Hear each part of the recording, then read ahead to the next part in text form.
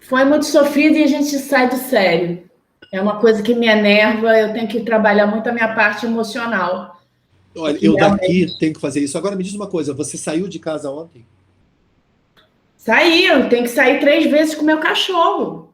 E Ah, agora eu gritei fora Bolsonaro, eu bati de frente. Inclusive quiseram fazer carinho no meu cachorro, eu falei, não, não faça carinho no meu cachorro, ele não aceita quem tá com camisa hoje verde mas e você amarela. não ficou com medo, não? Não fiquei, porque eu fico tão puta que isso me toma. Isso É. me toma e eu enfrento. E é uma um pessoal tão idiota que falou, me chamou piranha, vai para a China. Te Pessoal, chamaram isso de piranha? vai para a China. Olha, olha, É. olha a consciência das pessoas, assim, a Você falta respondeu o dele. quê? Eu falei, eu estou no Brasil que está muito pior. Eu falei isso, primeira coisa que veio na minha cabeça. Yes. Isso para não mandar o cara cifo. A minha mãe falou assim, até você poderia falar, quem vai para a China é nossa soja, é nossa carne, né? Porque é nosso parceiro comercial. Você seria até mais inteligente, mas eu fico tão Não, não dá. enervada assim, E que eu discutir com idiota não dá. não dá, não dá. Eu tô por aqui, tô por aqui. Então, esse teu sofrimento aí, especificamente no teu lugar, é o sofrimento, é o mesmo sofrimento do isso. Mas, cara, passado quantos anos? Mais de 70, né? O livro é publicado em 49. É. Percebe? Como é que o mundo continua, de fato? Esse livro, olha, eu tenho assim, é a mesma ideia que eu falo de Vidas Secas.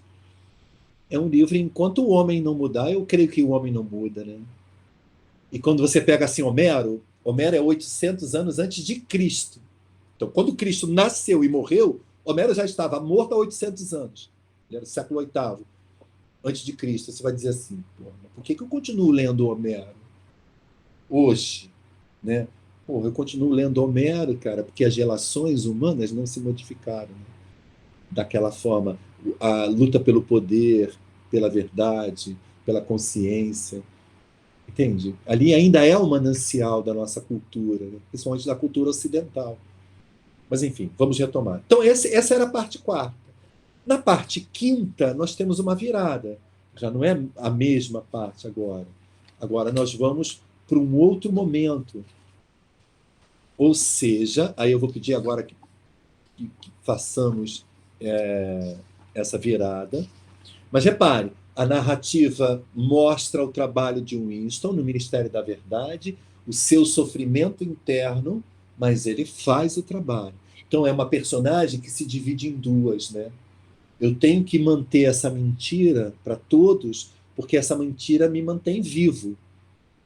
Parece que é assim, né, na nossa vida ainda, né? Se quiser tirar do drama das relações sociais, governo, homem, a gente vai perceber que em muitas vezes na nossa vida social a gente mantém algumas máscaras, né? O Jung, quando nós tratamos da Mulheres que Correm com o Lobo, o Jung fala disso, né? Dessas personas. Então, eu dando aula, eu imagino você dando aula, Paloma. Você não é a mesma Paloma, é outra Paloma. Então, tu tem que ter postura, tu tem que ter fala, tu tem que ter princípio, tu tem que ter consciência, tu tem que ter o teu estudo, né? O estudo físico, corporal, mas o estudo mesmo, né? Geográfico da coisa. Mas você fora dessa fala, dessa apresentação, dessa persona, o Jung vai chamar de arquétipo, você vai para um outro arquétipo, é outra Paloma. A Paloma da relação amorosa é uma terceira, quarta. Quantos arquétipos nós temos, né, nas nossas relações sociais? Então aqui nós já estamos diante de um drama interno dele. Bom, mas acontece que vem o quinto capítulo. E o quinto capítulo aparece, principalmente, né, o amigo Simon. Esse amigo é um filólogo. Se você reparar, o livro é todo recheado de catáforas, né? O que são catáforas? Ele apresenta uma informação que depois ela vai se confirmar.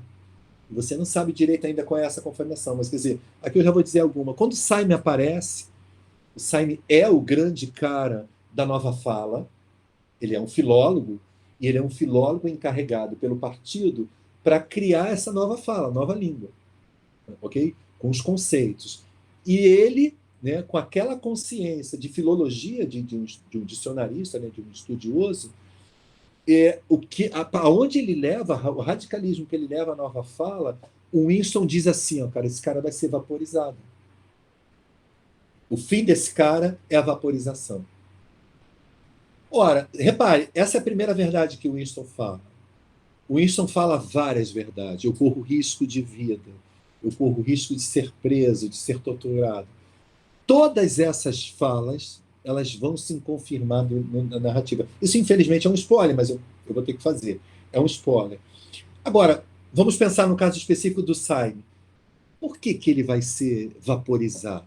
Se ele tanto faz pelo partido, né? Aqui eu já abro a primeira lacuna para a gente pensar nos torturadores, né, do Brasil, nos homens que serviram fielmente à ditadura militar, especificamente falando deles. Então, nós tivemos vários, né, mas todos eles mortos, com a graça de Deus. Mas tivemos um deles, que é o Fleury, é um cara assim de torturar mulher grávida, né, de fazer abortar, de torturar crianças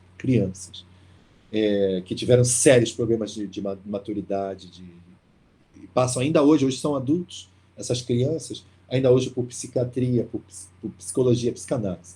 Um sofrimento assim bárbaro. Esse homem, ele era pago pelo governo para fazer esse trabalho sujo.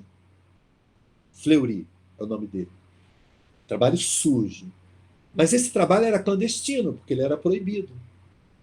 Então, a partir da Segunda Guerra Mundial e do Acordo dos Direitos Humanos, ninguém pode ser torturado. Isso é crime contra a humanidade. Então, se o Brasil fosse acusado por isso, teria que ir à Haia, julgamento internacional. Mas o governo brasileiro sabia e financiava isso. Então, ele era pago.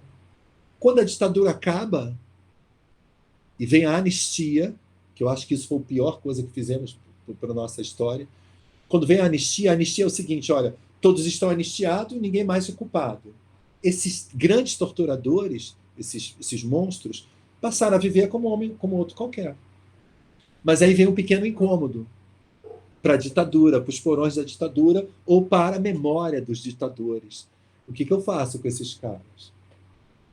Peraí, o que eu faço como? O que eu estou querendo dizer? Eu estou querendo dizer o seguinte, esses torturadores, eles são a prova viva de que o Brasil cometeu crime de Estado, terrorismo de Estado.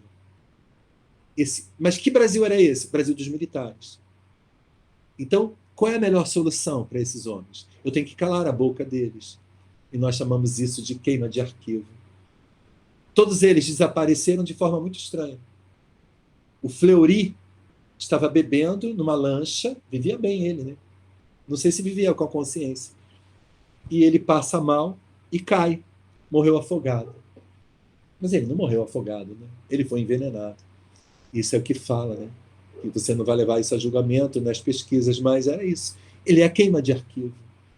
Então, esse Saime, ele era a prova viva de que essa nova língua, essa nova fala, o propósito dela era apagar todo o passado de uma vez. E isso só é possível através da língua. Então, quando eu falo lá da minha irmã, do senso comum, quando eu coloco o senso comum, e eu digo assim, ó, se você quiser aprender, vai ter que primeiro mexer com o teu mecanismo de fala, não reproduzir o erro. Percebe qual é o alcance da linguagem? Percebe agora a importância dos literatos? Isso é muito parecido, Fala, desculpa, com o que acontece com o nosso processo de colonização no período do quinhentismo. De português para português e padres jesuítas para índios, né? Tanto que a gente fala português e não tupi-guarani. É o mesmo processo de tomar posse da cultura do outro como uma forma de verdade absoluta. De impor uma nova cultura, né? Que é o pior ainda, né? De massacrar o outro e impor uma nova cultura. Mas mas é mais do que isso, é a dominação total, né? Se você fala a minha língua, você é minha. É simples assim. E óbvio que George Orwell, ao construir esse livro, ele sabia disso, mas é mais do que isso. Os governos sabem disso. O Bolsonaro sabe disso. Eu não sei se o Bolsonaro se sustenta, mas ele sabe disso. Ele vai ser preso em algum momento, porque ele está cometendo crimes. Em algum momento ele vai ser preso. Vai pagar o preço que ele está... Vai pagar o que ele está plantando.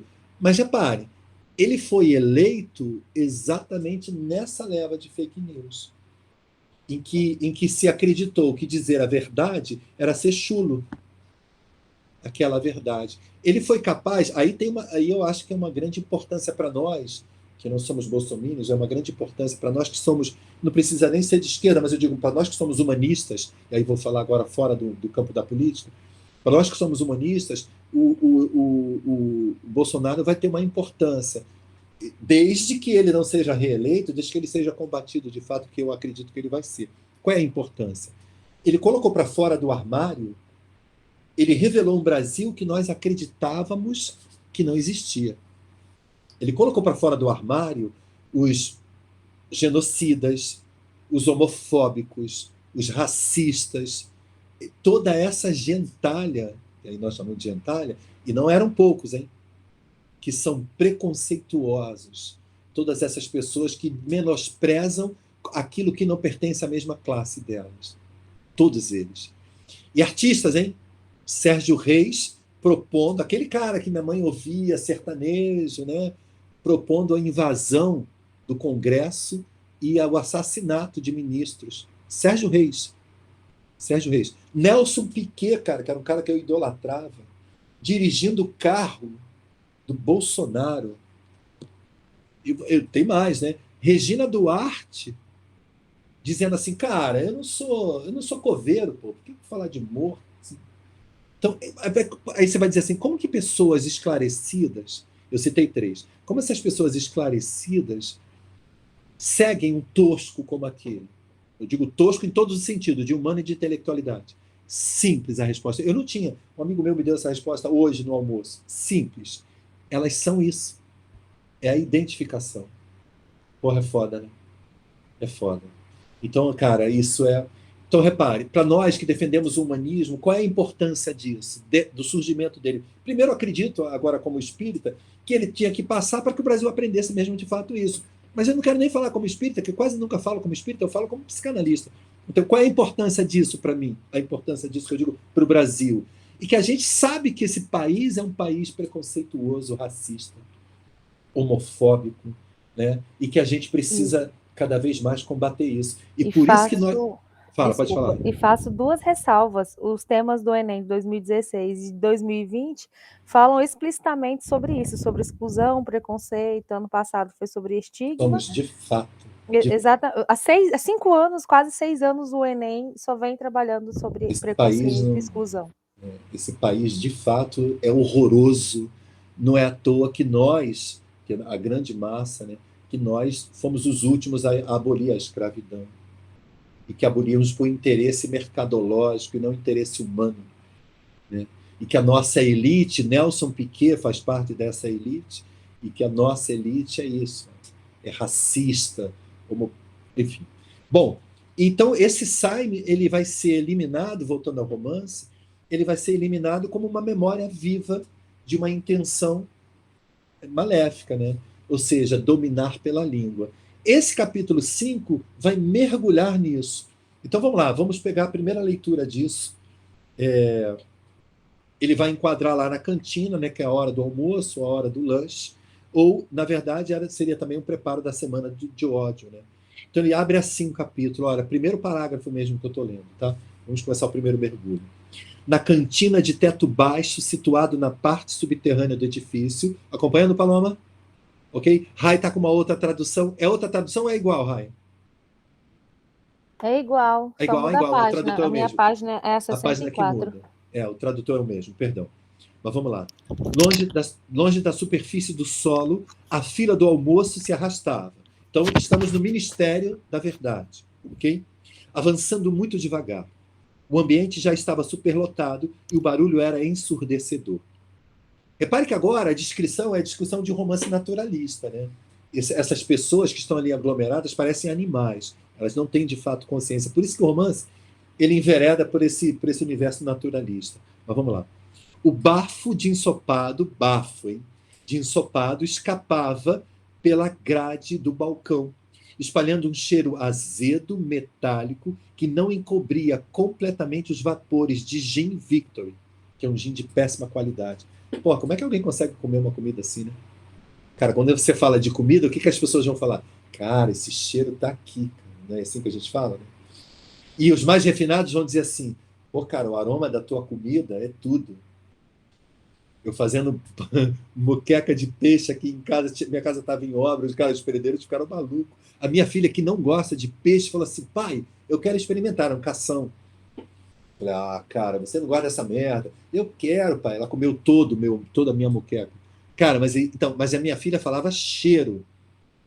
E falaríamos, talvez, mais refinado, em outro lugar, aroma. Ele fala bafo. Então tu já sabe que é um mau cheiro. Mas vamos lá, continuando. No outro extremo da sala havia um pequeno bar, não mais que um buraco na parede, onde era possível comprar gin por 10 centavos a dose grande. Exatamente a pessoa que eu estava procurando, disse alguém atrás de Winston. Winston se virou, era seu amigo Simon, que trabalhava no departamento de pesquisas. Agora repare a consciência desse narrador, que é a própria consciência do Winston. Talvez o termo não fosse exatamente amigo. Agora, ninguém mais tinha amigos, só camaradas. Isso é uma expressão usada pelos comunistas, né? Só camaradas. Mas a companhia de alguns camaradas era mais prazerosa que a de outros. Simon era filólogo, especialista em nova fala. Na realidade, fazia parte da vasta equipe de especialistas encarregada de compilar a 11ª edição do Dicionário de Nova Fala. Era um sujeito minúsculo, aí começa a descrição. Então, repara a importância desse Simon. Ele é um filólogo, estudioso da língua. Ok, então ele aparece, o narrador vai falar sobre isso. Ok? Vou fazer já nossos primeiros saltos. Ok? Aí eu vou agora para a página 96, Paloma. Que eu vou fazer já a primeira observação nesse primeiro parágrafozinho. Ele vai dizer assim, 96, desculpa, Rai, eu esqueço de ti. Vamos lá. Primeiro, segundo, terceiro, quarto, quinto, sexto, sétimo, oitavo, nono, décimo primeiro, segundo, terceiro, quarto, quinto, sexto, sétimo, oitavo, nono, décimo. Olha, o parágrafo começa assim, ó. Depois que acabarmos, isso para a Rai, tá? Lá para o 14º parágrafo, 15º. Depois que acabarmos... Achou, Rai? Júlio? Ok. Pessoas como você, isso é o Simon falando, serão obrigadas a aprender tudo de novo. Tenho a impressão de que você acha que nossa principal missão é inventar palavras novas. Nada disso. Estamos destruindo palavras. Essa é a função da nova fala, que ele vai retomar no apêndice, no final do livro. Tá? Mas vamos deixar isso para aquela aula de lá. Cadê? Dezenas de palavras... Oi, pode falar. Não, estou lendo junto. Tá. Dezenas de palavras, centenas de palavras todos os dias. Estamos reduzindo a língua. Vai, pode ler, vai. Estamos reduzindo a língua ao osso. A 11ª edição não conterá uma única palavra que venha a se tornar obsoleta antes de 2050. Quer dizer, essa era a proposta. O livro vai levar a acreditar que viveriam isso até 2050 mesmo. A esperança de Winston é, não para ele especificamente, mas para seus filhos, né, caso ele viesse a ter. Mas repare, que é muito pessimista, né? Você está em 1984. Nossa Senhora. Mas ok. Então, repare, se é a destruição de palavras, para que se quer levar a língua ao osso? Qual o objetivo? Aí vem, eu vou deixar o aprofundamento disso para o módulo 4º, que vai ser o nosso último módulo. Que esse módulo, eu nem dei título para ele, porque ele já tem o título do próprio livro, chama-se, é o apêndice, mas chama-se Os Princípios da Nova Fala. Os princípios... Aí eu não lembro se eu chamei... Está aqui. Só isso, os princípios da nova fala.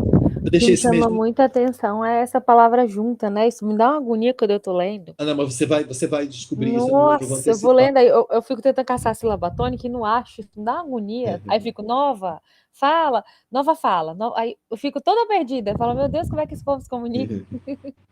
É. Tu vai ter que usar o recurso da justaposição mesmo, né? Do beija-flor.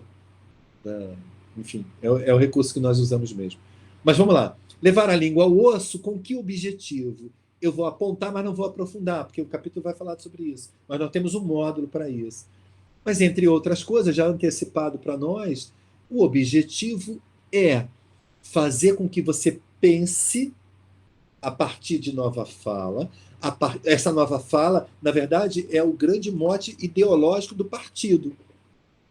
Nova fala não é uma nova língua. Nova fala é a ideologia do partido. Você vai pensar e falar como o partido quer que você pense e fala. Por isso ele te impõe uma nova língua. Pô, cara, isso é grave, né? Isso é grave. Eu te proíbo a pensar roubando de ti uma língua e te impondo outra. Porque, repare, ele vai te dar muitos exemplos. Como é que eu vou pensar em qualquer coisa antes da Revolução se eu não tenho mais as palavras que sustentam a minha argumentação? Então, nós que somos professores de redação, o que é que você pensa? O que é que seja a sua ideia? Essa sua ideia vai ter que ser sustentada por argumentação. Mas eu não tenho mais essa argumentação, porque as palavras que sustentam essa ideia desapareceram da língua. Significa dizer que aquilo que era verdade vai ser vaporizado, vai virar mentira. Então, a própria ideia de humanidade, de humanismo, vai desaparecer, porque não tem palavra que sustenta isso. Pô, cara, isso é genial. Aqui, no romance, aí eu vou chamar a atenção para um outro aspecto, que é o caricatural. Aqui isso é caricaturado. O que eu estou querendo dizer? Ele levou ao exagero. Não existe isso. Você vai dizer, não, ninguém está pensando em destruir as línguas, nem palavras. Não existe isso. Existe isso de uma outra forma. Como? Essa forma que existe está onde? Está nas propagandas, está na lavagem cerebral. E aí eu chamo a atenção que não é só o governo que faz isso, não, né? Igrejas fazem isso. Né? Cara, eu vou contar uma história para vocês aqui bem triste. Eu tinha uma aluna de redação, uma aluna particular. Alguém me sugeriu ela e tal. Falei, pô, tá bom, vamos trabalhar. E começamos. Eu estava no comecinho mesmo, eu mandava texto, era leitura e interpretação primeiro, que eu queria saber onde ela estava. Ela é aluna de segundo grau, de segundo ano de segundo grau. Ainda não é uma vestibulanda ainda. Então ela queria se aprimorar, pô, achei legal.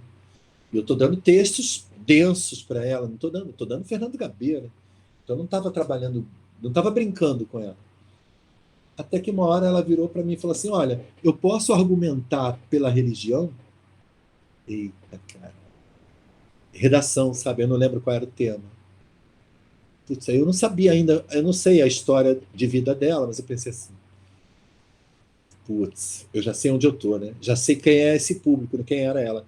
Que você antecipa muito, né? Aí eu falei assim para ela, olha, eu vou te dar uma resposta que é o seguinte, não vai ser possível. Eu poderia até dizer para você assim, olha, você argumenta e eu te digo se pode ou não. Mas você quer usar a verdade da religião para justificar, por exemplo, um preconceito racial? 1. Para justificar o menosprezo à mulher? 2. Para justificar a má educação, sei lá, não lembro qual era o tempo. Aí ela ficou, na verdade, intimidada. Ela ficou, na verdade, envergonhada. Mas eu vou mais além. Falei, olha, a fé é legítima.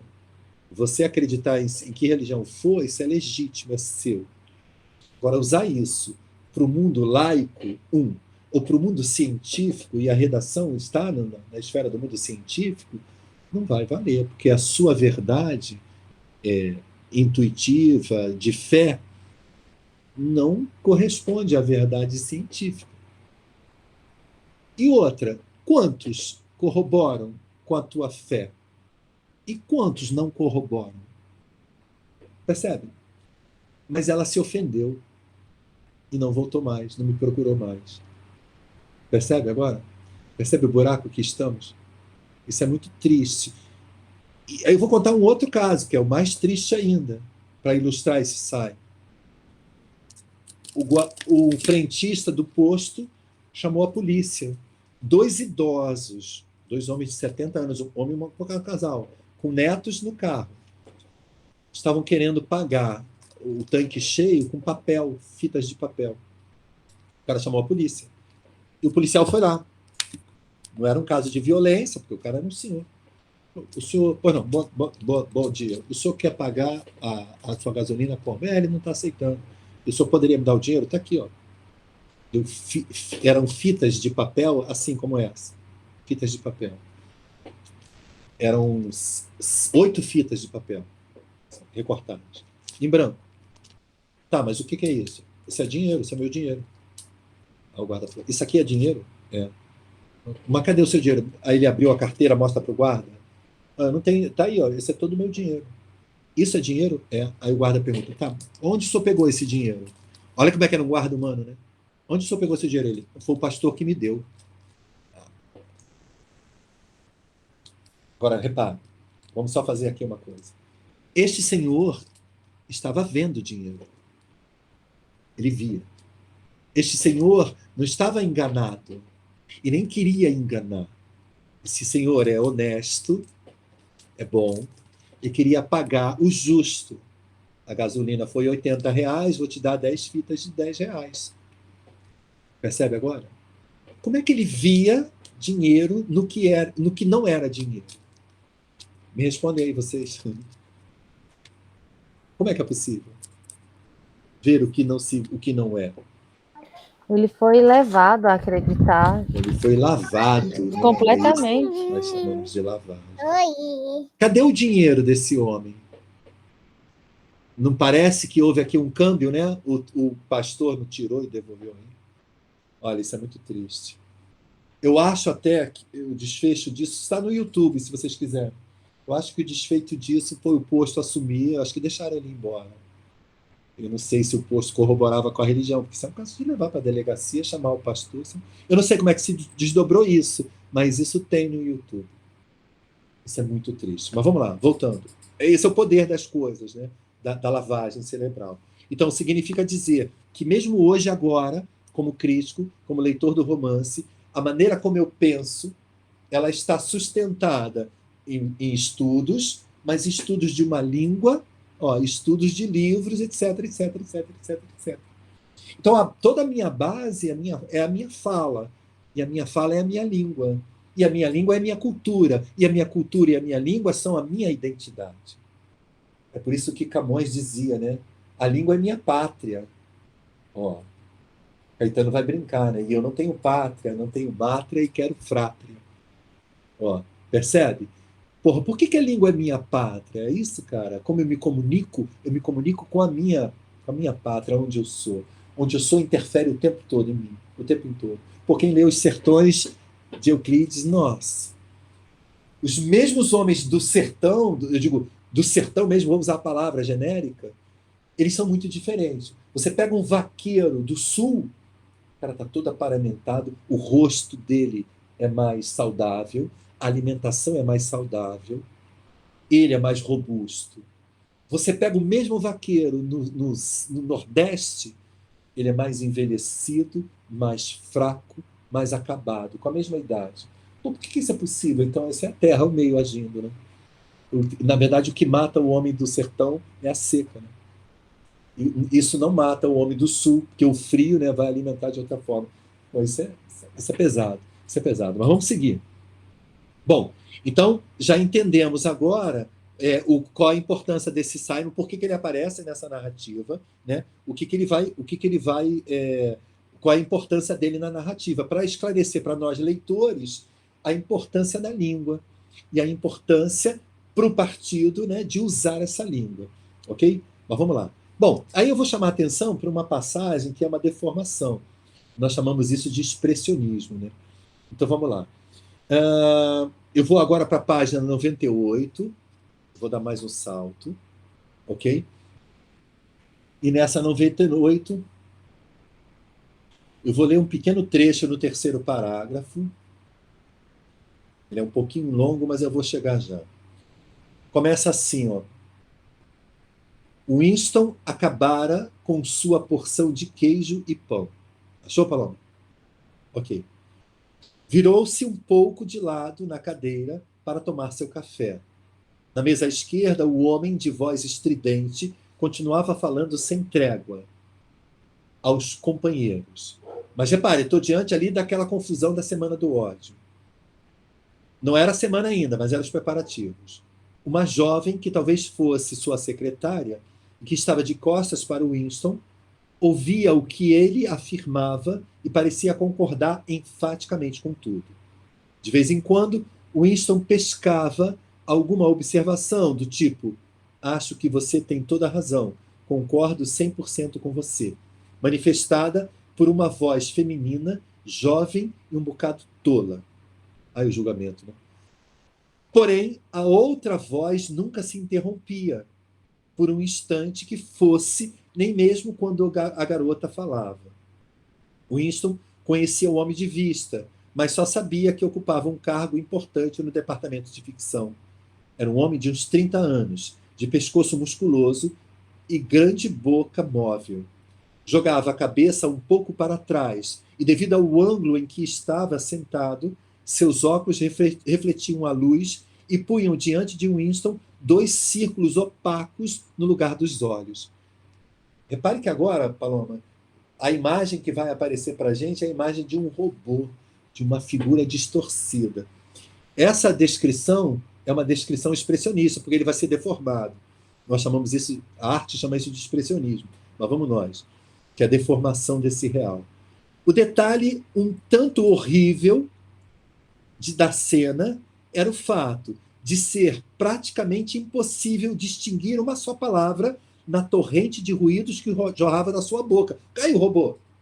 Olha como é que ele foi robotizado. Olha a imagem. Essa imagem, essa distorção da figura, é para mostrar para o leitor aqui que ele parece um robô, mas ele é humano, cara.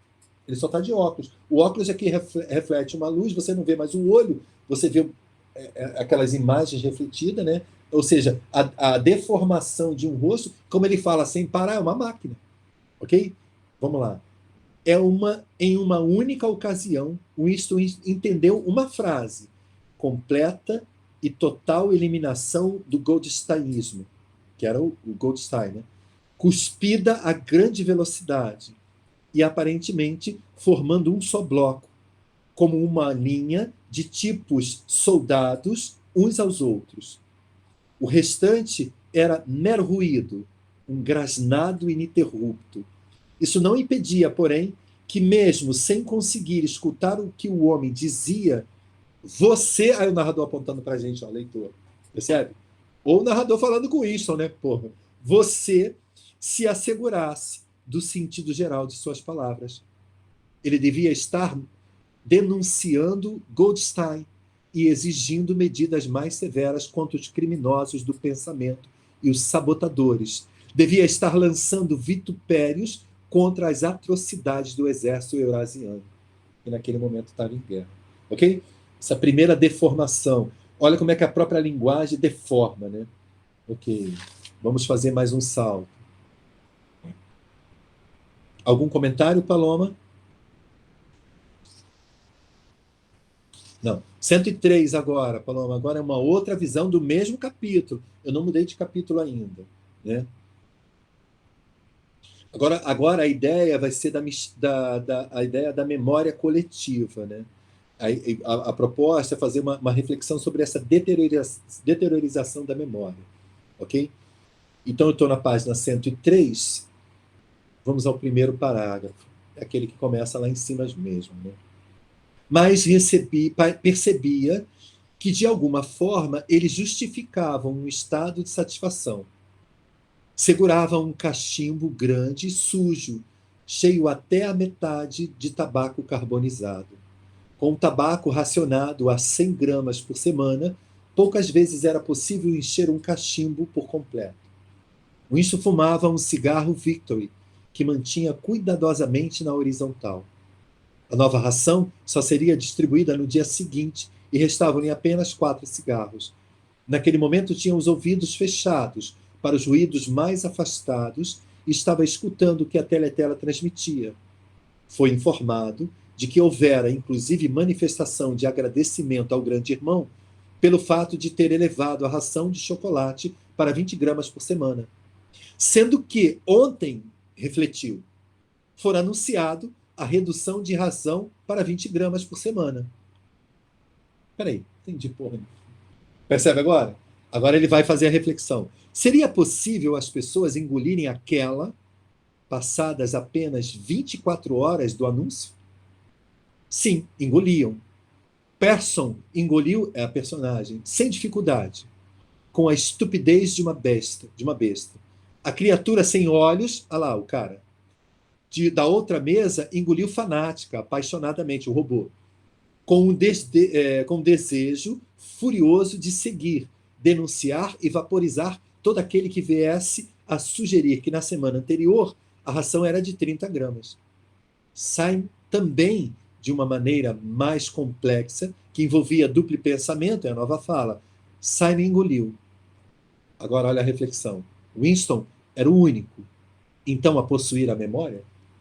Ok? Ele não engole, né? Ou seja, vamos reduzir a ração. Semana passada era 30%, agora serão 20% de chocolate. Isso ele disse ontem, mas semana passada era 30%. Ontem eu anuncio, vai haver uma redução para 20%. Hoje, eu digo, chegamos ao patamar estrondoso de 20% de ração. Percebe? Por que eu proponho aqui a reflexão da memória? Que nós vamos ver depois realizada no velho, quando ele vai pro bairro dos proletários. Paloma, você chegou a esse capítulo? Quando ele vai lá nos bairros dos proletários? Ok. Que ele vai começar com o velhinho bêbado? Ele vai para a prostituta. Isso.